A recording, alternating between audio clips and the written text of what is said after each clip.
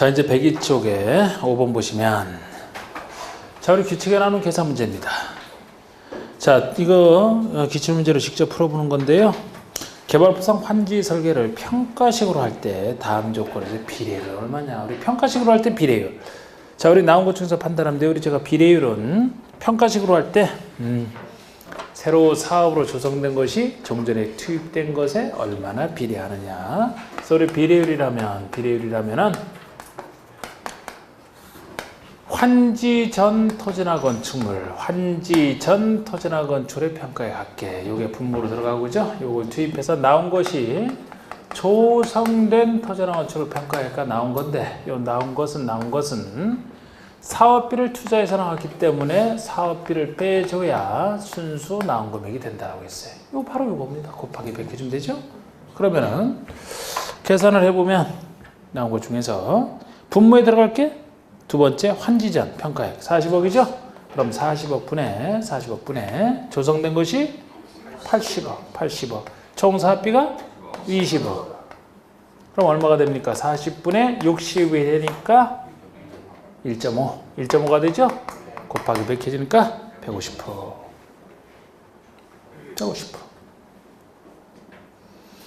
자, 6번의 개발법상 조합인 시행자가 면적식으로 환지계획을 수립하여 환지 방식의 사업시행을 하는 경우 환지계획의 평균 토지 부담률은 얼마냐? 자, 우리 평균 토지 부담률은 사업을 위해서 토지를 얼마나 부담했느냐? 부담한 비율이 부담률이니까 면적식으로 할 때 얘기잖아요. 전체 면적이 분모에 들어간다 그랬죠? 그게 환지계획구역 전체 면적. 이것이 20만입니다. 20만 분에 보류지가 차지하는 부분이죠. 보류지가 사업에서 부담했다 그랬잖아. 그럼 보류지 면적이 106,500이 나왔습니다. 106,500. 그래서 환지계획의 전체 면적 중에서 부담한 비율, 보류지 면적 비율인데 제가 여기서 시행자 소유분이 있으면 시행자 소유분은 양쪽에서 똑같이 빼줘야 된다. 자, 우리 시행자 소유분이면 공공시설 설치로 시행자에게 무상귀속이 되면 이게 시행자 것이 되는 것이죠. 요것도 빼주고 그 아래 시행자가 소유하는 것도 시행자 소유분이죠. 둘 다 빼줘야 되겠네. 3만을 빼줘야 돼. 그럼 여기서 3만을 빼주고 여기서 3만을 빼주면 이게 이제 토지부담률이 되는 겁니다. 그대로 환지계획 전체 면적에서 보류지가 차지하는 비율인데 시행자 소유분은 빼준다.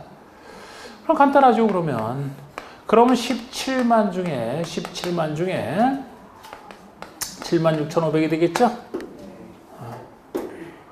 여러분들은 이제 요거 계산한다면 정확한 계산을 원한다 하면은 가지고 간 전자계산기 가지고 요걸로 나눠주고 곱하기 100 해주면 돼요.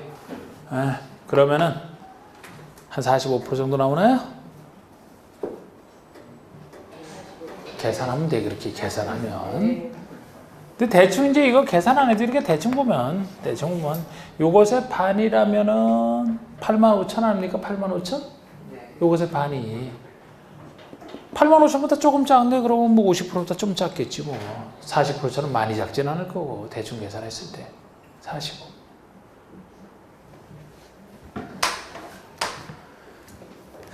참 계산 간단하죠? 학개론에 몇 배나 간단해요? 응? 학개론에 10분의 1?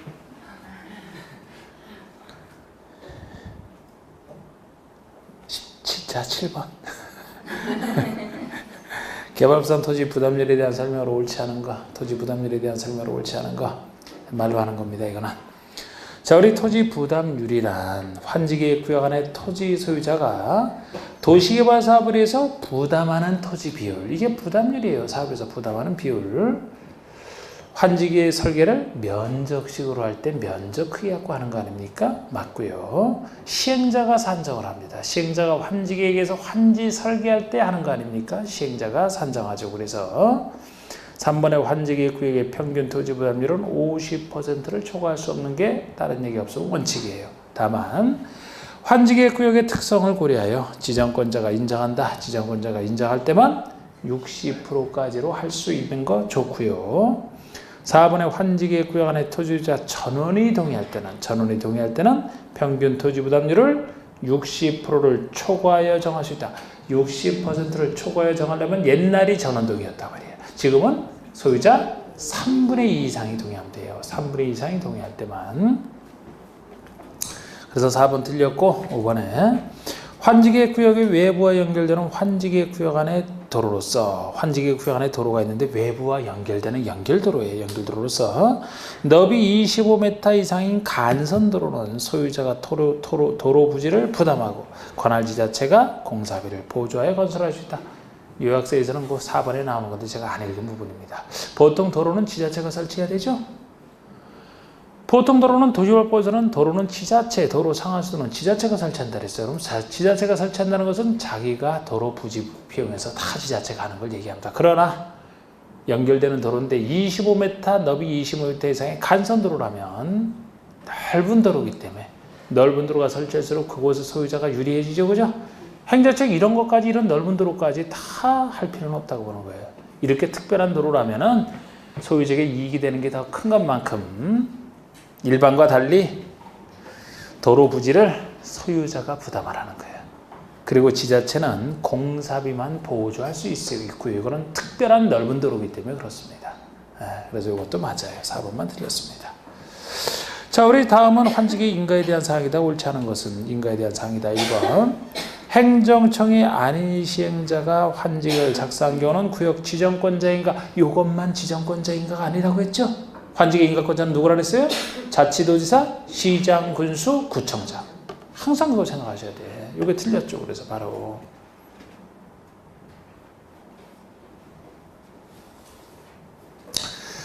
자, 정답은 이미 나왔지만 다른 거 볼까요? 자, 이번에 토지수요나 임차권자 등은 공람기간 동안에 시행자에게 의견서를 제출할 수 있고 시행자는 그 의견이 타당하고 인정하면 환지계에 반영한다. 환지계획을 시행자가 작성할 때도 이렇게 의견을 듣는 건 있어요. 환지계획에 대해서. 공람기간 때 의견서를 제출받고 이해관계에 대해 의견서를 제출받고 타당할 때만 반영하라. 이런 식으로. 3번의 시행자는 제출된 의견에 대해서 공람기간 종료에 따라도 60일 내에 해당 의견서를 제출한 자에게 환지계획의 반영 여부에 대한 검토 결과를 통보하라. 60일 내에 반영 여부를 통보하라. 종전토지의 합필 또는 분필로 인하여 환지계획을 변경하는 경우에는 변경인가를 받지 않아야 된다. 변경할 때 변경인가를 받지 않아야 되는 가벼운 변경 중에 하나가 이 종전토지의 합필 또는 분필로 인해서 환지계획 변경시입니다. 기존에 있던 종전토지가 합필 또는 분필로 됐다. 기존에 있는 땅 요거 할 땐 가벼운 것 중에 하나예요.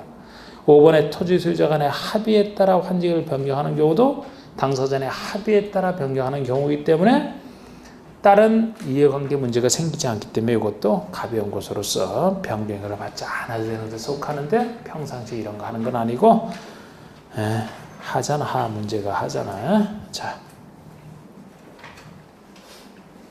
9번 문제 보시면 환지 예정지가 지정됐을 때 예정지 얘기입니다. 예정지 지정됐을 때 종전의 토지 소유자와 임차권자 등이 환지 예정지나 임차권 등을 행사할 부분에 대해서 사용 수익할 수 있는 기간으로서 오른 것은 자, 우리 예정지에 가서 사용수익할 수 있는 기간이요? 언제부터 사용수익할 수 있다 그랬습니까? 예정지 지정의 효력 발생일로부터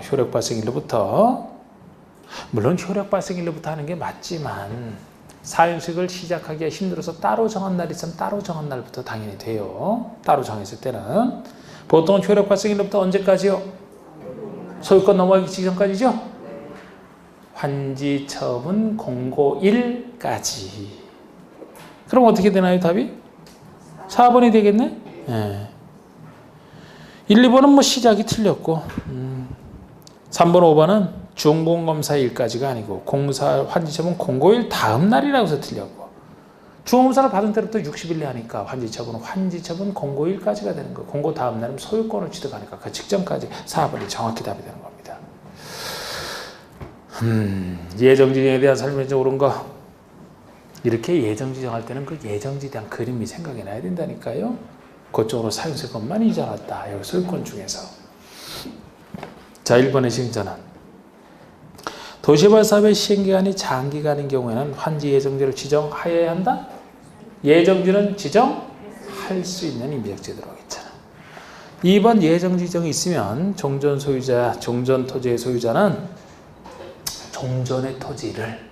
종전의 토지를 사용하나 수익할 수 없다니까 없다라고 해야 되죠. 종전의 땅은 사용할 수 있다? 아니지. 어디를 사용수익해야 됩니까? 예정지를 사용수익하고 예정지는 처분 못하고 대신 종전의 땅은 사용수익 못하고 처분할 수는 있고 그랬다 그랬잖아. 틀렸습니다. 3번에 예정지 지정이 있으면 종전의 토지 소유자는 환지 예정지를 사용수익 처분할 수 있다. 처분이 들어가서 틀렸지. 예정지는 처분은 못한다 그랬잖아요. 처분이 들어가서 틀렸어요. 4번에 시행자가 환지 예정지를 지정하려면 관계 토지 소유자 임차권자 등에게 즉 예정지를 지정받을 자 등에게 예정지의 위치, 면적, 예정지의 효력 발생 시기를 알려야 된다? 이게 맞죠? 당연히 알려줘야지 그 사람이 가서 쓰지. 5번의 시행자는 환지 예정지 지정이 있으면 채비지를 사용 수익할 수 있으나 처분할 수는 없다. 채비지라면 처분할 수도 있다. 예정이 되면 처분할 수 있다. 4번만 틀렸습니다. 4번만 맞아요. 11번에. 자, 예정지에 따른 임대료 증감 청구와 권리 포기 계약 해지. 거기에 대한 생각을 옳지 못한 거. 임차권자가 이제 예정지로 가게 되니까요. 권리 조정 얘기에. 1번 도시개발 사업으로 종전의 임대료, 지료, 기타 사용 등이 불합리하게 됐다. 당사자는 계약 조건에 불구하고 장래대에서 그 임대료 증감을 청구할 수 있다. 2번 도시개발 사업 시행으로 임차권을 설정한 목적을 달성할 수 없게 됐다. 목적을 달성할 수 없게 되면 당사자는 해당 권리를 포기하거나 계약을 해지할 수 있다. 목적 달성 불가능할 때는 권리 포기, 계약 해지. 3번 해당 권리를 포기하거나 계약을 해지한 자는 그로 인한 손실보상을 소유자에게 청구해야 되므로 시행자에게 청구할 수는 없다. 시행자에게 청구할 수 있잖아요. 4번에 임대료 증감 청구권을 행사하게 되면 손실보상을 청구할 수는 없다. 임대료 증감 청구로 임대료 증감 청구 자체로 이제 그 권리 조정이 되는 거예요. 손실보상 청구하면 안 돼. 손실보상은 언제 청구하는 거예요? 권리 포기, 계약 해지로 권리를 잃었을 때만 손실보상을 청구하는 거 아닙니까? 그러니까 이거 맞고 틀린 건 3번이었죠. 5번에 임대료 등의 증감 청구, 권리 포기, 계약 해지는 예정지의 효력 발생 일부터 60일 내 하라. 제척기간 60일 내 하라. 정확합니다. 12번에 그냥 주관식으로 해봅시다. 시행자가 채비지를 처분할 수 있는 시기 중 가장 빠른 시점은 어느 시기입니까?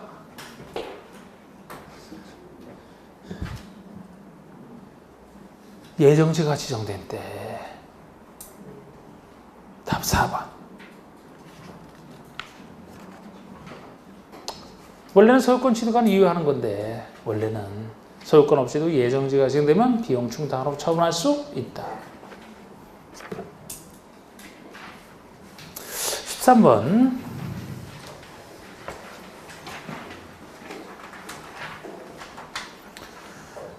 개발법상 준공검사에 대한 설명으로 틀린 거 기출문제인데요.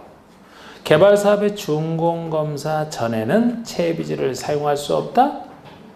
준공검사 전이라도 항상 채비지는 사용할 수 있죠. 틀렸습니다, 이게. 채비지가 아닌 다른 땅을 원칙적으로 준공검사 전에는 사용 못하는 것이고 사용하려면 사용 허가를 받아야 되는 거죠. 채비지는 그냥 사용할 수 있습니다. 비용을 대체하는 것이라. 2번 지정권자는 효율적인 준공검사를 필요하면 관계행정기관 등에 의뢰하여 준공검사를 할 수 있다. 원래 지정권자가 준공검사 하지만 필요하면 다른 행정기관에게 의뢰하여 준공검사를 할 수도 있다. 3번 지정권자가 아닌 시행자는 공사가 전부 끝나기 전이라도 공사가 끝난 부분에서 준공검사를 받을 수 있다. 지정권자가 아닌 시행자는 지정권자에게 준공검사 원래 신청해서 받아야 되죠. 근데 원래 준공검사는 전체 끝나야 받는 것이지만 끝나지 않아도 완료된 부분에 대해서도 준공검사를 받을 수 있다 그랬잖아요.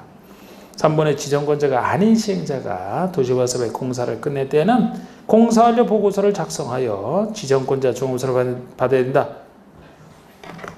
지정권자가 아닌 시행자니까 공사 끝내고 나서 누구에게? 지정권자에게 준공검사를 받는 걸 얘기하잖아요. 그러고 나서 지정권자가 통과하면 공사를 공고를 해주겠죠. 5번에 지정권자가 시행자라면 그 시행자는 공사를 완료한 때는 공사 완료 공고를 하면 되는 겁니다. 자기가 자기 것을 안 받으니까 이때는 중공사가 없고 차이점 그대로 쓴 거예요. 14번 도시벌법령 규정상 환지 방식으로 사업을 하는 경우에 환지에 대한 권리를 취득하는 시기, 자, 환지에 대한 권리 취득하는 시기 주관식 언제요? 환지 처분 공고 다음날. 답 4번. 15번도 환지 처분에서 종전 토지에서 환지로 이전하는 것이 아닌 거, 대부분 환지 처분에서 환지로 이전하죠? 그러면 이전하지 않는 거, 전속하는 거 두 가지 있잖아. 전속하는 처분과 지역권. 지역권과 전속하는 처분. 그거 찾으면 되겠네요? 어디 있나요? 답은 2번이네. 지역권. 5번 같은 경우는 종전투에 전속하지 않는 처분이잖아. 전속하지 않는 처분이면 전속해야지 넘어가자고. 전속하지 않게 되면 넘어가겠죠, 한지로? 네. 나머지 다 넘어가고. 자, 전속하는 게 종전투에 전속하는 게 지역권과 전속하는 처분. 소멸하는 거 두 가지 있잖아. 소멸하는 거 두 가지는 환지를 정하지 아니한 땅에 존재하는 권리와 행사 이익이 없어진 지역권. 소멸하는 거. 그 두 가지 빼는 건 나머지 다 넘어가죠. 자, 16번에 환지 처분에 대해 설명한 것 중 틀린 거. 환지 처분에 대해 설명한 것 중 틀린 거. 환지에서 정해진 환지는 환지 처분 공고 다음 날로부터 종전의 투지로 본다. 환지랑 종전의 투지를 동일시하면서 대부분이 넘어가는 시기 환지 처분 공고 다음 날. 2번 입치환지 처분을 받은 자는 환지 처분 공고 다음 날에 건축의 일부와 대지의 공유 지분을 취득한다. 맞죠? 다 공고 다음 날이잖아. 관련된 사람은 다 다음 날. 어느 사람만 공고 다음 날에 안에서 취득하는 자 중에서 채비지를 매입한 자가 취득할 때만 등기를 마친 때잖아. 3번에 채비지는 시행자가 소유권 이전 등기를 마친 데 취득한다. 지금 이건 채비를 시행자가 취득할 때 얘기죠. 시행자라면 사업에 관련된 사람이죠. 환지 처분 공고 다음 날 그래야지. 이전 등기를 마친 때 취득하는 것은 시행자가 아니고 채비지를 매입한 자가 취득할 때잖아요. 매입만 매매를 위한 취득 여기랑 관련 없는 사람이라 다 공고 다음 날이에요. 이렇게. 4번의 보류지는 환지 처분 공고 다음 날에 환지에서 정한 재에게 의해서 공고 다음 날이 되면 보류지는 환지에서 정한 재에게 그대로 귀속한다는 얘기입니다. 5번에 환지를 정하지 아니하는 종전 토지에 존재하는 권리는 환지를 정하지 아니한 종전 땅에 존재하는 권리니까 소멸해야 되겠죠? 소멸하는 시기는 환지 처분 공고일이 끝나는 때 소멸하잖아. 다음 날 넘어가니까 넘어가기 직전에 환지 처분 공고일이 끝나는 때 소멸한다. 넘어가는 게 아니라.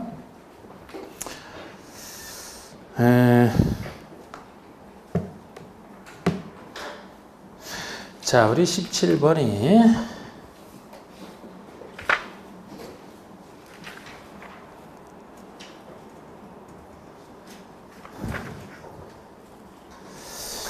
이게 지금 뭐 지출 문제로 이렇게 나와 있는 건데, 봅시다. 자, 환지 방식으로 도시화 사업을 시행하는 경우 환지 처분에 대한 설명으로 틀린 거. 시행자는 도시화 사업에 대한 공사를 끝낸 경우는 지체 없이 광부나 공부일을 공고하라. 이건 시행자가 하는 공사 완료 공고예요. 제가 시행자가 하는 공사 완료 공고가 있고 지정권자가 하는 공사 완료 공고가 있다 그랬죠? 시행자가 일단 공사 완료 공고를 한 다음에 공람을 통해서 의견을 듣고 나서 조치를 취해줘야 객관적으로 완성됐으니까 그 다음에 지정권자에게 신청하면 지정권자가 중검사를 하고 공사 완료 공고를 하는 것. 지정권자의 공사 완료 공고 순서. 일단 이거 맞고요. 그래서 시행자도 이렇게 공고하는 것이니까 공사 끝내고 지체 없이. 2번에 지정권자가 시행자인 경우에 공사 완료 공고가 있는 때는 60일 내 환지 처분. 지정권자가 시행자가 됐다 그러면 환지 처분은 언제까지 하느냐. 60일은 60일인데 공사 완료 공고가 있는 때로부터 60일이 되죠. 중검사가 없으니까. 만약에 지정권자가 시행자가 아니다 그러면 중공검사로부터 60일이 되죠. 이건 시행자가 지정권자니까 공사 완료 공고일로부터 60일이 되는 겁니다. 맞아요. 3번에 환지계에 따라 입치환지 처분을 받은 자, 입치환지 처분을 받은 자는 환지 처분 공고된 날의 다음 날에 환지계로 정하는 바에 따라 건축의 일부와 토지의 공유 지분을 취득한다. 건축의 일부와 토지 지분. 입체한지 공고 다음날 취득한다는 얘기죠. 4번에 채비지로 정해지지 않은 보류지는, 보통의 보류지는 환직에서 정한 자가 환지처분 공고 다음날 취득한다. 보류지는, 보통의 보류지는 환직에서 정한 자가 취득한다 그랬잖아요.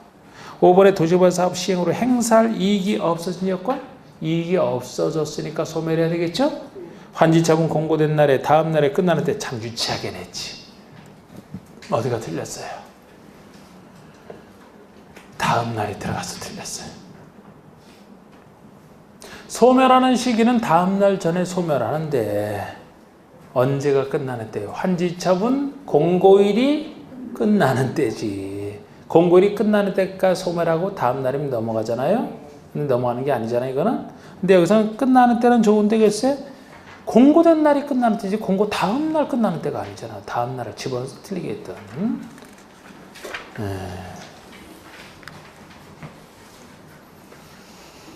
자, 18번 보시면 환지 처분에 대해서 바르게 설명하고 있는 것은 종전토지에 대한 수용처분은 종전토지에 전속하는 처분이므로 종전토지에 전속한다. 종전토지에 대한 수용처분. 그 땅이 필요해서 수용한다 그랬잖아요. 이거는 전속하는 처분 중에 하나예요. 전속하기 때문에 종전토지에 전속한다. 맞는 얘기입니다, 결국. 환지로 권리 이전한다는 그 규정은 전속처분에 대해서 영향을 미치지 않잖아요. 그대로 남아있다는 얘기죠. 이번에 지역권은 환지처분 공고일이 끝나는 때 소멸한다. 지역권이 소멸합니까? 보통 그냥 지역권 하면은 종전토지에 전속한다 그래야 되죠? 어떤 게 소멸해요? 행사할 이익이 없어진 지역권, 그 얘기가 들어가야지 소멸하지요. 3번의 지정권자가 시행자인 경우 공사 완료 공고가 있는 때로부터 30일 내 환지 처분해야 된다. 공사 완료 공고가 있는 때로부터 언제까지 환지 처분하라 했어요? 60일 내. 환지 처분가 60일짜리가 많잖아. 이렇게 60일. 네? 아까 임대료 증감청 이런 것도 60일 내 하라. 이것도 60일 내 하라. 4번에 입체한지 시 종전토지에 대한 저당권은 환지 처분 공고일로부터 건축의 일부와 건축에 있는 공유 지분 입체한지로 받을 것에 존재하는 것으로 본다? 틀렸죠? 어디가 틀렸어요? 공고일로부터잖아. 그쪽으로 언제 저당권이 넘어갑니까? 다 관련되는 것이라 환지 처분 공고 다음 날. 이거 다음 날에 빠져 틀렸잖아요. 5번의 채비지와 보류지는 환지 처분 공고 다음 날에 시행자가 계속된다. 공고 다음 날은 좋은데 둘 다 시행자가 계속된다 해서 틀렸어요. 시행자가 계속되는 것은 채비지만이지. 보류지는 환지 계획에서 정한 자에게 간다 그랬죠? 네. 둘 다 시행자로서 틀린 겁니다. 그래서 맞는 건 1번만이고 2, 3, 4가 다 틀렸네. 자, 19번 청산금에 대한 설명이다. 틀린 거. 청산금.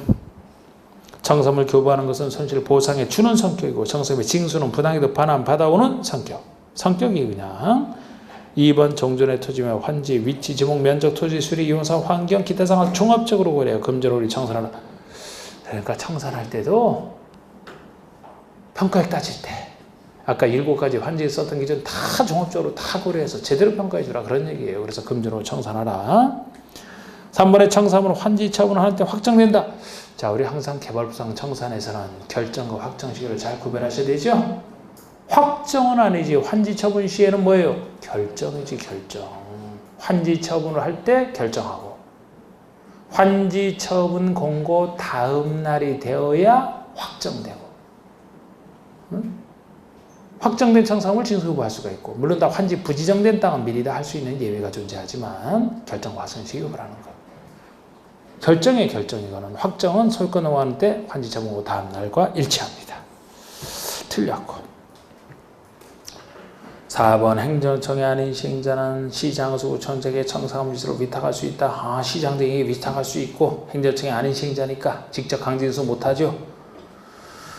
행정청이 시행자라면 직접 강제인수 가능합니다. 5번에 위 사의 경우 징수한 금액의 100분의 4, 4%에 해당하는 금액을 시군구에 지급하라. 4% 지급하는 것 똑같습니다. 20번에 청산금에 대한 설명이다. 틀린 거. 1번 청산금은 0이 정하는 바에 따라 이자를 붙여 분할징수하나 분할교부할 수 있다. 원칙은 일괄징수, 일괄교부지만 이렇게 이자를 붙이면 분할징수나 분할지급 가능하다. 2번 청산금을 받을 권리나 징수할 권리는 10년간 이를 행사하지 아니한 때는 시효로 인해 소멸한다. 자, 우리 청산금의 소멸시효는 몇 년? 5년 소멸시효가 걸립니다. 틀렸네요. 3번에 행정청의 시행자는 청산금을 납부해야 될 자가 이를 납부하지 아니하는 때에는 국세 체납처분 또는 지방세 체납처분의 예에 따라서 이를 강제징수할 수 있다. 행정청의 시행자는 직접 강제징수 가능하잖아요. 시행자 중에서도 만약에 국가가 있다면 국세 체납처분 예에 따라서, 지자체가 있다면 지방세 체납처분 예에 따라서. 그런데 이제 행정청이 아닌 자가 행정청에 시킬 때는 지자체에게만 시장되게만 시킬 수 있으니까 그때는 지방세 체납처분의 예에 따라서 하겠죠. 4번에 행정청이 아닌 시행자는 자치주자, 시장소천의 청산금 징수를 위탁할 수 있다. 이렇게 시장소 전장의 징수 위탁할 수 있어요. 청산금하는 건 누가 국가에게 위탁하는 게 아니라고. 그럼 5번에 위 사의 경우 4%에 해당하는 거 신고에 지급하라. 그렇습니다. 2번만 틀렸고요. 21번 개발법상 환지 등기에 대한 설명이다. 틀린 것은 환지 등기. 사후질서로서 등기. 1번 시행자가 단독으로 신청해야 된다. 시행자 단독 신청입니다. 수많은 사람이나 같이 못해. 시행자 혼자. 시기 환지 처분 공고 후 14일 내에 등기를 촉탁 하나 신청하여야 한다. 의무. 등기를 요하지 않고 권리 변동의 효과가 발생합니다. 그렇죠. 우리 환지 처분 공고 다음날 권리 변동 된다 그랬잖아. 등기 요하지 않고 권리 변동 효과가 발생하나 등기를 마친 뒤가 아니면 취득 한도지를 처분할 수 없다. 그냥 민법 얘기. 법률 규정에 따른 취득이니까. 4번에 환지 처분 공고가 있을 때로부터 환지 등기가 있을 때까지, 처분 공고 있을 때로부터 실제 등기 있을 때까지 일체의 다른 등기 할 수 없다. 일체의 다른 등기. 일체의 이것 때문에 틀리지. 원칙적으로 다른 등기 못하지만 정비법에서는 이 표현이 맞아요. 그런데 개발법에서는 중간에 다른 등기 할 수 있는 예외가 하나 존재하잖아. 환지처분 공고일 전에 등기 원인이 생긴 것임을 확정 일부 있는 서류로 증명하면 중간에 다른 등기 할 수 있죠. 그 예외가 있기 때문에 일체 다른 등기 할 수, 일체가 들어가서 틀린 거라니까요. 5번에 환지 등기에 대해서는 대법원 규칙이 정하는 바에 따르겠죠. 대법원에서 관할하기 때문에. 22번. 다음 중 개발법상 감가 보상금에 대한 설명이다. 틀린 것은 환지 방식의 사업 시행에 있어서 사업 시행 후의 토지가액 총액이 사업 시행 전의 토지가액 총액보다 감소한 경우에 차액을 보상하는 것. 이게 감가 보상금 얘기입니다. 총액 대 총액으로 비교해서. 2번. 행정청의 시행자는 감가 보상금 지급 의무가 있다. 행정청의 시행자에게 지급 의무가 있는 것이죠. 감가 보상금 얘기는. 3번에 감가부상금은 소유자와 임차권자 등에게 지급하는 거 맞습니다. 4번 조합이나 토지 소유자는 감가부상금 지급 의무가 없으니까 맞는 거예요. 감가부상금은 행정청의 시행자만 있는 것이라. 5번에 청산금으로 받을 금액이 있으면 그만큼 공제를 하고 지급한다. 개인에게 주는 게 아니에요. 이게 차액에 대해서 한꺼번에 주는 것이라 총액 대 총액으로 청산과 상관없이 청산과 별도로 주는 겁니다. 그래서 청산 받을 금액 있으면 그만큼 공제하고 주는 게 아니에요. 그래서 틀렸습니다. 자, 우리 보직 중에서 이거 1번은 똑같은 국회법에서 배웠던 거 행정심판 그 얘기고요. 아이고, 이거 뭐를 보여드릴까? 2번 도시벌구에서 시설체에 대한 규정도 별표 없지만 제가 해드렸으니까 이거 한번 봅시다. 2번의 구역에서의 시설 설치에 대한 규정이다. 옳지 않은 거. 도로와 상하수도는 지자체가 설치한다. 자, 우리 기반설 중에서 도로와 상하수도는 지자체가. 2번 전기, 가스, 지역 난방시설처럼 통신시설도 들어가겠지만 이런 거 통신시설 고안에 나오네.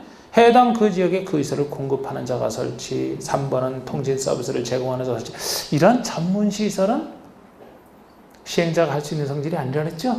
그 해당 전문가, 그 공급하는 자가. 통신에서는 통신 서비스를 제공하는 자가 통신 그거 공급하는 자죠. 그 자가 설치하는 거. 1, 2, 3번 다 맞습니다.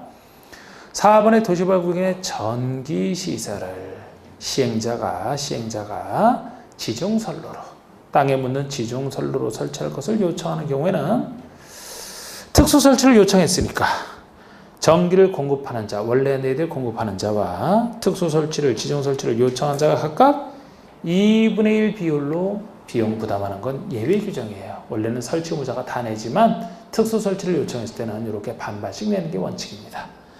그런데 다만 전부 환지 방식으로 도시개발 사업을 시행한다. 전부 환지 방식으로 할 때만큼은 공급하는 자 반이 아니고 공급하는 자가 좀 더 내고 3분의 2. 3분의 2.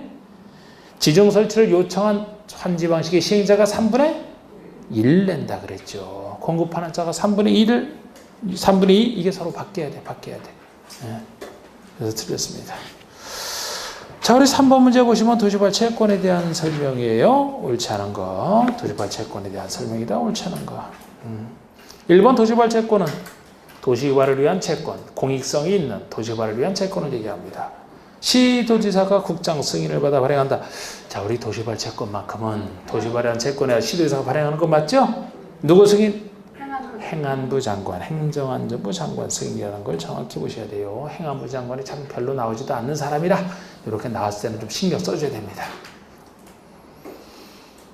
2번 도시개발 채권은 도시개발 사업 또는 도심계획 시설서 필요한 자금 조달하기 위해서 발행하는 것으로 도시개발 특별회계의 재원이 된다. 도시개발 사업이나 도심계획 시설 사업에 쓰고자 발행하는 거예요. 그래서 공익성이 강한 이름이 도시개발 채권에 붙여 있는 것이고 도시개발 특별회계라면 도시개발에서 설치한 회계가 되겠죠? 이거 재원이 된다 이렇게 되어 있습니다. 3번 도시개발 채권의 소멸시효는 상환일토 기산하에 원금은 5년, 이자는 2년, 원금, 온금 5년, 이자 2년 정확하죠. 수용 사용 방식으로 시행하는 도시개발 사업의 경우에 공공시행자와 공사의 도급계약을 체결하는 자는 도시개발 채권 매입 의무가 있다. 수용 사용 방식에서 누가 매입 의무를 지느냐? 주로 공공은 안 낸다 그랬죠?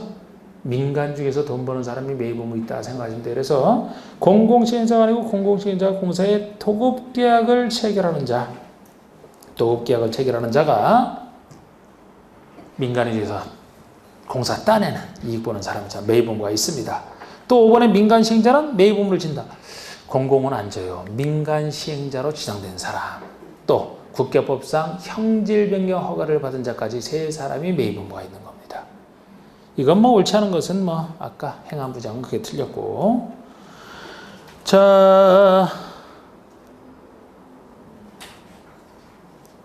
이거 여기는 안 나왔지만 우리 5년 이상 10년 내에서 사용기한 정한다 그랬죠? 5년 이상 10년 내에서 사용기한 정한다 그랬습니다. 자, 우리 4번 문제 볼까요? 도시개발 사업의 비용 부담. 이거 뭐 이것도 자, 우리 도시개발 사업의 비용 부담이면은 여기 나오는 비용 부담이 역시 국계법에서 나왔던 비용 부담과 거의 비슷한 얘기예요. 국계법에서 우리 도심계획 시설 사업할 때, 여기는 도시개발 사업할 때 둘이 서로 비슷하단 말이에요. 그래서 이것도 이미 기출문제로 나온 것이라 한번 소개는 제가 해놨습니다만 한번 1번 보세요. 도시개발 사업에 필요한 비용은 개발법이나 다른 법률의 특별한 규정 내용을 제외하고는 누가? 시행자가 부담하는 게 항상 어디서나 원칙이고, 지자체장이 발행하는 도시개발 채권의 소멸시효, 도시개발 채권, 상환을 대한 원금은 5년, 이자 2년. 맞던 얘기죠? 좀 아까 봤던 거잖아요. 3번의 시행자가 지자체인 경우에는 공원 녹지의 조성비 전부를 국고에서 보조하거나 융자할 수 있다. 아이고, 지자체가 시행한다면 이거 좀 국고에서 보조나 융자할 수 있을까요? 전부도? 그냥 나몰라라 할까? 국가가 아니면 지자체가 할 때 좀 보조해 줄 수 있을까요? 이렇게 모르는 거 나왔을 땐 정답 아니다. 일단 생각하고서 보세요. 그냥 틀려집니다. 4번의 시행자는 공동구를 설치하는 경우는 다른 법률에서 그 공동구에 수용될 시설을 설치할 의무가 있는 자에게 공동구 설치에 뛰는 비용을 부담시킬 수 있다. 자, 원래 공동구를 설치할 때요, 다른 법률에 따라 공동구에 수용될 시설을 설치할 의무가 있는 사람은 앞으로 공동구를 쓸 사람 아니겠습니까? 그런 자에게 공동구 설치에 드는 비용을 부담시킬 수 있대요. 다른 법률에 의한 그 사람이지만 그 자에게 비용 부담시킬 수 있을 것 같지 않습니까? 5번에 도시개발 사업에 대한 비용 부담에 대해서 대도시시장과 시도지사 간의 협의가 안 된다? 기획재정부 장관 결정. 자, 제가 이렇게 도심계획 시설 사업할 때 비용 부담했던 거 있잖아요. 거기서 둘 이상의 시도, 대도시에 걸치는데 협의가 안 된다. 행안부 장관이 하는 것 중에 하나라고 있잖아. 이게 행안부 장관이 이렇게 이익을 받는 지자체에 비용 부담 시킬 때 국장이 아니고 행안부 장관 나오는 거 하나, 그리고 도시개발 채권에서 승인권자 하나 이 두 군데 나오잖아. 그래서 여기서도 이게 행안부 장관이 결정하는 바에 따르는 거예요. 둘 이상의 시도 대리회에 걸쳐서 협의가 안 된다면 이게 도심계획 시설 사업의 비용 부담과 거의 같은 얘기거든 이게. 그래서 이것도 행안부 장관이. 그래서 5번이 틀린 겁니다. 뭐 일반적으로 내는 건 아니고 또 어렵게 낸 것 중에 하나죠. 이 정도면. 자 이제 정비법에 들어가서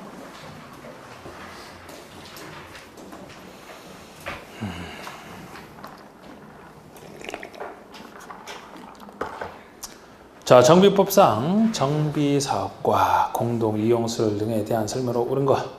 자, 이제 정비법 문제에 딱 들어오게 되면은 여러분들 머릿속에 그리고 있는 지도가 도시개발 사업의 흐름에서 정비사업의 흐름으로 쫙 바뀐 상태에서 탁 보는 거예요, 이제. 그 순서 떠올랐어요? 안 떠올렸으면 떠올리도록 노력을 해 집에 가서. 제가 여러분들 시험 보는 데까지 쫓아가서 떠올려 드릴 수는 없어요. 여기 지금 문제 풀 때는 자 떠오른 상태에서 자 정비사업과 공동이용에 대한 설명으로 옳은 거. 자 1번 도시 저소득 주민이 집단으로 거주하는 지역으로서 정비 기반시설이 극히 하락, 노후철이 과도하게 밀집한 지역에서 주거환경을 개선하기 위해서 시행하는 사업은 재개발 사업에 속한다. 이게 뭐예요? 주거환경 개선 사업. 특수사업이 아닌 달동네 고칠 게 워낙 많아서 특수한 주거환경 개선 사업에 속하죠. 제가 재개발이 보통의 정비사업, 주거환경 개선 사업이 특수한 거 두 가지, 재건축은 작은 아파트 재건축. 이건 지금 틀렸습니다. 주거환경 개선 사업에. 2번에 단독주택 및 다세대가 밀집한 지역에서 정비 기반시설과 공동요소를 확충을 통하여 주거환경을 보존 정비 개선하기 위해서 시행하는 사업은 주거환경 개선 사업에 속한다. 요게 맞죠. 이게 주거환경 개선 사업이잖아. 달동네에서 특수한 거. 요거는 반쪽짜리라서 특수한 두 가지. 기반시설만 주로 고쳐주는 반쪽이라서 특수한 개선 사업 중에 하나. 3번 정비 기반시설에는 주민이 공동으로 사용하는 공동작업장, 세탁장, 어린이집. 벌써 말이 다르지. 항상 정비법에서는 정비 기반시설과 공동이용시설을 구별하는 게 필요해요. 정비 기반시설은 기반시설 중에서 정비법에 관련된 기반시설이고 공동이용시설은 기반시설은 아니고 주민만이 쓰는 공동으로 주민만이 공동으로 사용하는 시설. 그러니까 주민이 공동으로 사용하는 공동작업장이나 세탁장, 어린이집이면 주민들만이 쓰기 때문에 정비 기반시설이 아니고 공동이용시설에 대한 설명이 되죠. 정비 기반시설은 도로, 상하수도 뭐 이런 거 얘기하는 거잖아요. 4번의 상업지역, 공업지역 등으로서 도시기능의 회복 및 상권 활성화돼서 도시환경 개선, 도시환경 개선을 위한 사업이면 무엇만? 재건축이 아니고 재개발이죠. 재개발에는 주거환경 중에서 보통의 주거환경, 열악밀집. 그리고 상업지역, 공업지역에서는 도시환경은 재개발 사업에서만 있는 거예요. 재건축은 아파트 재건축이라고 했잖아. 5번 도로, 상하수도, 공원. 도로, 상수도, 하수도, 공원, 공용, 주차장, 공동구. 요거는 공동이용시설이 아니고 정비기반시설이죠. 3, 5번 앞뒤가 바뀐 거지. 맞는 건 2번만 맞습니다. 2번이 용어 정의에 대한 설명으로 틀린 거. 자,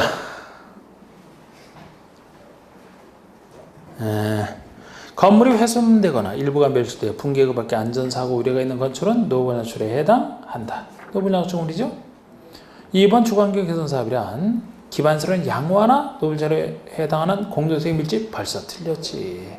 양호 밀집이면 특히 공동택 밀집이 있다 그러면 재건축 사업을 얘기하잖아요. 재개선 사업이 아니지. 틀렸습니다. 답은 2번이고요. 도로, 상하수도, 공원, 공용주차장은 정비 기반시설. 4번의 재개발 사업의 정비구역에 위치한 토지의 지상권자는 토지 등 소유자에 해당한다. 여러분 토지 등 소유자라면 재건축만 특이하고 주거환경 개선 사업과 재개발 사업에서는 구역 안에 토지 또는 건축물 소유자에다가 소유자가 아닌 자 중에서는 지상권자까지만이잖아. 그럼 여기 이거 맞네요. 재개발 구역이니까 지상권자는 토지 등 소유자에 해당한다. 재건축에서는 누구만이에요? 건축물 및 부속 토지잖아. 건축물 및 부속 토지 소유자잖아. 5번의 건축법에 따라 건축 허가를 얻어 아파트나 연립을 건설한 일단의 토지는 이 정비상 주택단지 개념에 들어갑니다. 건축에 따라 건축 허가를 받았더라도 큰 아파트 연립을 지은 거 주택단지에 들어가는데 뭐 틀린 건 명확하게 뭐 2번이 뭐 틀린 게 나왔죠. 뭐 3번에 노후불량출에 해당하지 않는 거 1번 건축물이 훼손되거나 일부가 멸실되어 붕괴하고밖에 안전사고 당연히 2번 건축법규에서 분할 제한 면적에 미달되는 대지 있는 건축으로 시도 자 분할 제한 면적에 미달되는 조그만 땅에 있는 건축물이에요. 노후불량해 보여요? 아니에요? 제가 노후불량 건축에 해당되는 것은 읽어보면 대충 나온다 그랬습니다. 다 읽을 필요는 없어요. 아니 분할 제한 면적에 미달되는 대지래요. 그럼 얼마나 작은 땅에 있겠습니까? 작은 땅에 조그만 건축물이라고. 불량하죠? 노후는 몰라도 불량하게 분명히. 이런 거 싫어하잖아 우리 사회에서는. 3번에 해당 건축을 중공 여기서는 뭐 숫자밖에 바꿀 수 없다 그랬습니다. 준공을 기준으로 해서 40년까지 건물 수명 죽을 때까지 쓰는 40년 소유사 40년까지 사용하여 보수 보완돼 되는 비용이 철거 새로운 건축을 건설하는 데 되는 비용보다 클 것으로 예상된다. 노후불량출에 딱 들어가요. 40년 딱 맞습니다. 4번에 구조적 결함 등이 있는 건축으로서 기본계획상 경관에 관한 사항이 저촉되는 아이고 경관에 관한 사항이 저촉되니까 또 이거 불량하네 문제 다 있는 거 이렇게 얘기하잖아요. 5번에 도시미관을 제어하거나 노후화된 건축물로서 종대로 10년 이상 30년 이하 범위 내에서 조례가 정하는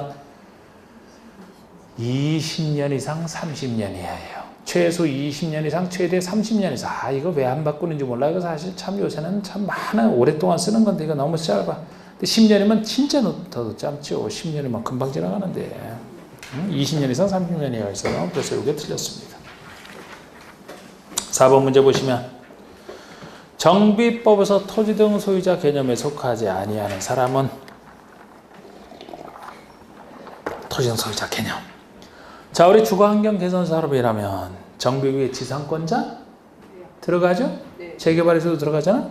이번에 재개발 사업의 경우 구역 안에 토지 소유자 들어가죠. 토지만 소유하고 있어도 재개발이면 건축물 소유자 들어갑니다. 재건축이면 정비구의 토지 소유자 안 되지. 재건축이잖아.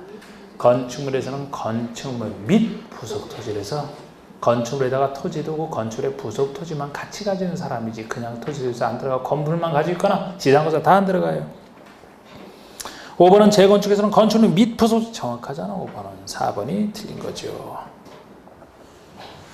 5번이 글쎄 이게 작년 문제대 주민이 공동으로 사용하는 지에서 공동이용설에 해당하지 않는 거 유치원은 이거는 공동이용설 주민만이 쓰는 그런 시설 아니다. 정식 학교로서 누구나 쓸 수 있어야 된다.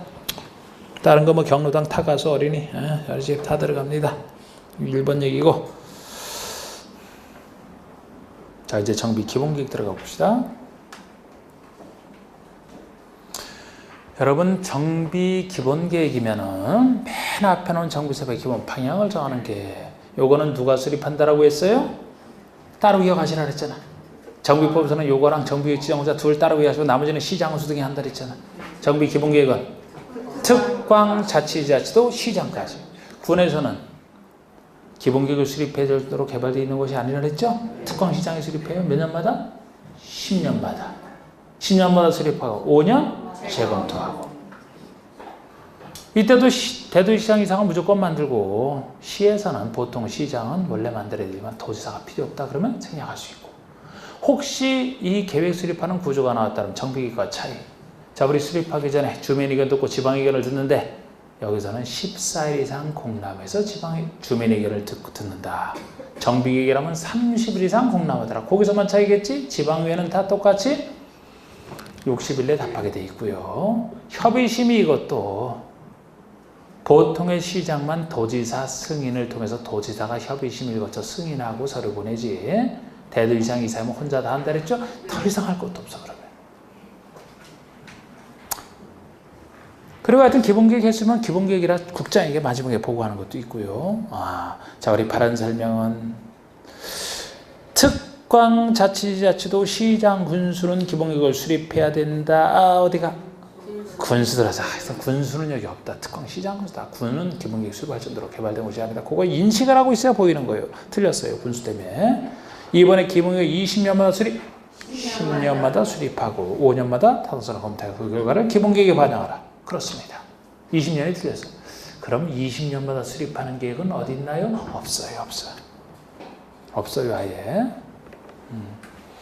3번의 수립 시 지방의회 의견을 들을 때 지방의회는 30일 내 의견은 제시, 60일 내 제시입니다. 지방의회는 기본계획은 정비단 60일 내 의견 제시고요. 의견 제시 없이 60일이 지난 경우 이게 없는 것으로 본다. 제시 없이 지나갔으니까. 4번 대도시장이 아닌 시장은, 보통의 시장은 기본계획 수립 변경할 때는 도지사 승인을, 보통의 시장만 도지사 승인을 얻습니다. 계획 세울 때 도지사를 승인함에 있어서 지방도시는 심의, 도지사가 할 때니까 지방도시는 심의를 거치겠네? 맞네요. 뭐 도지사가 협의심의 거치니까요. 5번에 특별시장, 광역시장은 기본계획에 대해서 국장의 승인 없어요. 특별시장, 광역시장, 대도시장은 본인이 혼자 다 하는 거예요. 국장 승인 안 받고 보통 시장이 할 때만 도지사 승인 받는 구조라고 있잖아요. 이 정도면 기본계획 설명 깊이 있게 다 한 겁니다. 자, 2번이 정비 기본계획 수립에 대한 설명으로 틀린 거 됐는데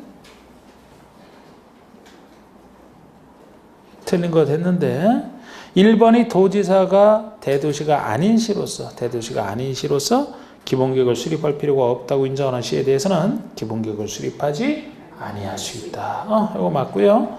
2번 국장은 기본계획에서 5년마다 탄소를 검토해 그 결과를 기본계획에 반영해야 된다. 참 이게 작년 문제인데 참 웃긴 문제라 그랬잖아. 숫자만 알면은 못 찾아. 5년마다 탄소를 재검토하는 거 확 보니까 맞아요. 아이고 이거 외운 보람이 있다. 그러면 안 보여. 누가? 국장 이래서 틀린 거지. 아니 기본계획에서 타당성을 검토하는 건 누가 하는 거예요? 기본계획 수립한 사람이 검토해서 기본계획에 반영하겠지. 기본계획 수립권자는 누군데요? 특광시장이잖아. 국장이 왜 나서는데 이런 작은 일에. 그러면 국장이 어떤 권한 행사하는 거 따로 정비법에 있나요? 없어 아예. 제가 특광시장 정비기본계획, 정비구역지정권자 특광시장원수, 나머지는 다 시장원수 구청장. 국장이 어디서 나옵니까? 3번의 기본계획 수립권자란 기본계획을 수립하는 경우 14일 이상 주민에게 공람화 의견. 14일 이상 수립권자가 공람해서 의견 14일 이상. 4번의 기본계획은 사회복지시설 및 주민문화시설 등에 대한 설치 계획이 포함돼야 된다. 기본계획 내용까지 글쎄 이걸 어떻게 틀리게 내겠습니까? 5번의 대도시장이 아닌 시장은 기본계획 내용 중 정비계획 계획기간을 단축하는 경우에는 도지사 변경승인을 받지 않을 수 있다. 글쎄 이것이 시장이라면 도지사 승인을 받는 건데 이거를 단축한다면 변경승인을 받아야 되느냐 아니냐. 계획기간을 단축하는 것은 가벼운 일이다. 받지 않을 수 있다. 그런데 이것도 그냥 경미한 사항을 우리가 그냥 느낌 잡아서 볼 수밖에 없는 거 아니에요. 기간 단축이니까 경미할 것이다. 이렇게 보는 건데 사실 이런 거 저런 거 떠나서 이상한 집은 나왔어도 2번 보시면 얼른 찾을 수 있어야 되는 거예요. 이거는. 우리가 이런 걸 하기 위해서 행정기관을 정리한 거고 이건 행정기관에 대한 문제예요. 기본계획을 5년마다 10년마다 수립하고 재검토하는 건 수립권자 아닙니까? 기본계획 수립권자는 따로 우리가 배우는 건데 특광시장으로 했는데 국장 하니까 벌써 틀렸지 그냥. 근데 간혹가다 이거 못 찾은 사람은 자꾸 5년 맞다고 해서 거기에 씌어가지고 숫자 전에 내용부터 보시라 했잖아. 내용부터 누가 하면 그거부터 보셔야지.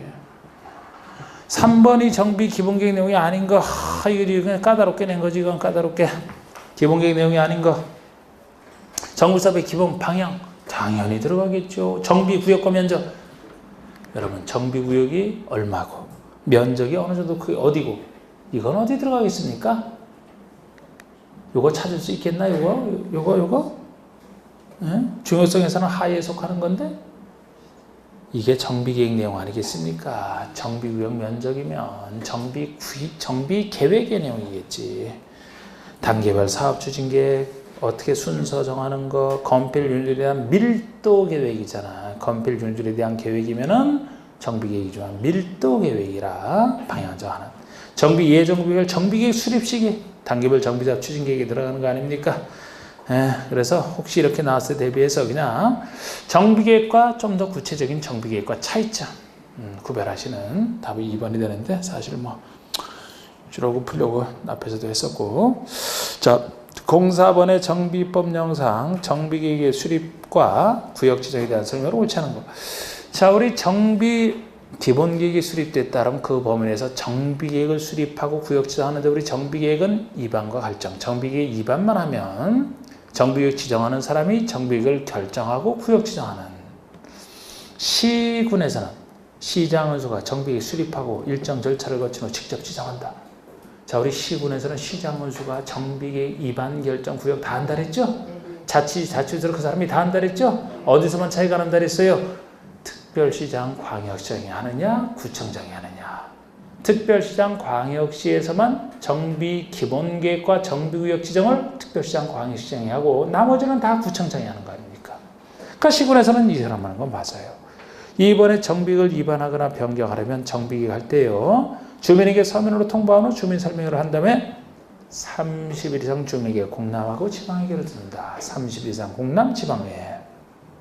30일 이상. 아까 기본계획은 14일 이상, 여기는 30일 이상.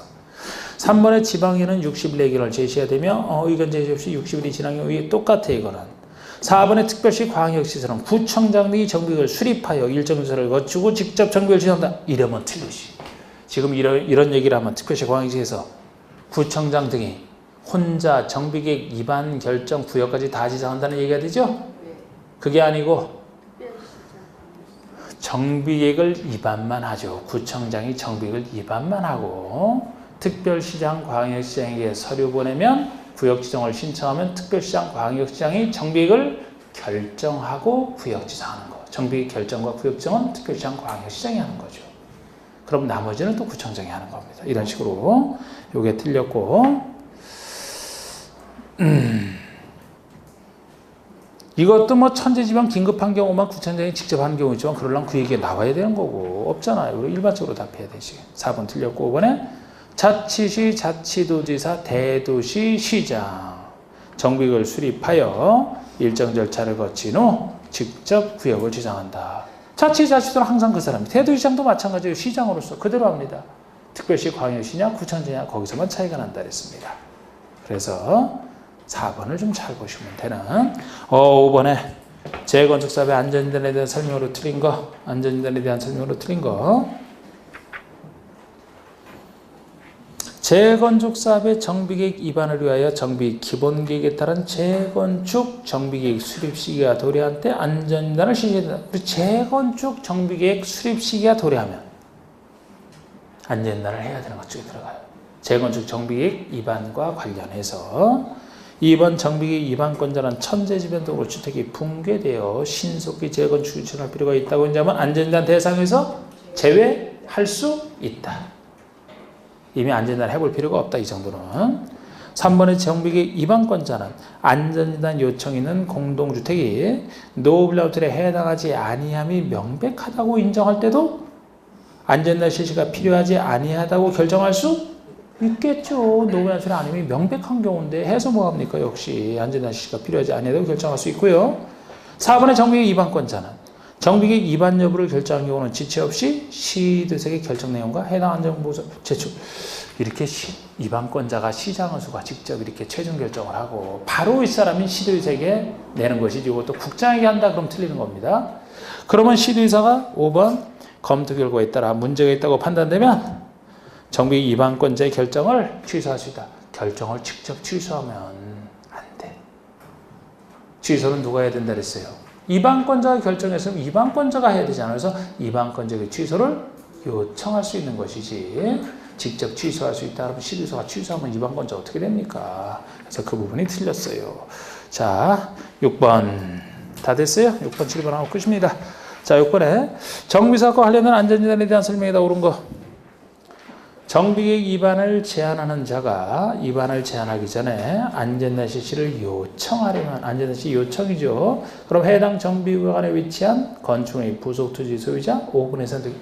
자, 우리 재건축 안전진단을 요청할 때는 제일 작은 동의요건 10분의 1 이상 동의. 10분의 1 이상 동의 틀렸고요. 2번의 시설물의 안전유지 관리에 대한 특별법의 시설물에서 안전등급이 D급, E급인 건축물은 안전지원 대상에서 제외할 수 있다. 있다. 3번에 재건축 사업을 위한 안전진단은 정비구역 내 단지 내외를 대상으로 한다. 주택단지 내에서만 한다 그랬죠? 큰 건축물 단지 밖에 작은 건축물은 안 합니다. 4번에 시도에서는 안전진단 결과 도시계획 지역을 종합적으로 검토해 재건축 정비의 위반 여부를 결정하라. 아니 재건축 정비의 위반 여부는 위반할 사람이 결정하지 어떻게 시도에서가 결정합니까? 위반 여부 결정은 위반권자가 한다 그래야 돼요. 위반권자가 시장군수 등이잖아요. 시도에서는 이제 적정성을 검토할 사람이지. 이건 아닙니다. 그 다음에 5번에 요청한 안전진단의 경우에는 그 비용의 전부 내부를 요청한 자가 부담해야 된다. 요청한 자가 부담하는 게 아니고 요청한 자에게 부담하게 할 수 있다. 원래는 시장 위반권자가 내는 것이라 요청형은 요청한 자에게 부담하게 할 수 있다죠.